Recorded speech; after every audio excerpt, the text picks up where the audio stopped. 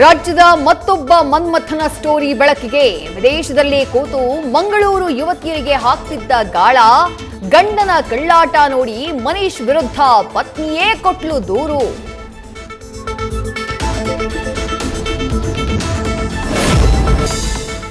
ಅಮೆರಿಕಾದಲ್ಲಿ ನಾಪತ್ತೆಯಾಗಿದ್ದ ಸಾಕೆ ಶ್ರೀನಿವಾಸಯ್ಯ ಶವವಾಗಿ ಪತ್ತೆ.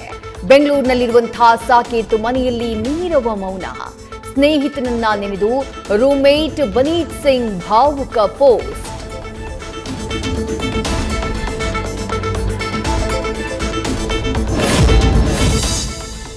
ನಮ್ಮ ಕಣ್ಣ ಮುಂದೆ ಬೆಳೆದ ಹುಡುಗ ಈಗ ಇಲ್ಲ ಅನ್ನೋದನ್ನ ನಂಬುವುದಕ್ಕೆ ಆಗ್ತಿಲ್ಲ. ಬೆಂಗಳೂರಿನ ಸಾಕೇತ್ ಪಕ್ಕದ ಮನೆಯ ನಿವಾಸಿಯ ಕಣ್ಣೀರು. ಇದೆಲ್ಲ ಸುಳ್ಳಾಗ್ಲಿ ಅಂತ ದೇವರಲ್ಲಿ ಕೋರಿಕೆ. ನ್ಯೂಸ್ ಫಸ್ಟ್ ನಿರ್ಭೀತಿಯಿಂದ ನಿಮ್ಮ ಪರವಾಗಿ.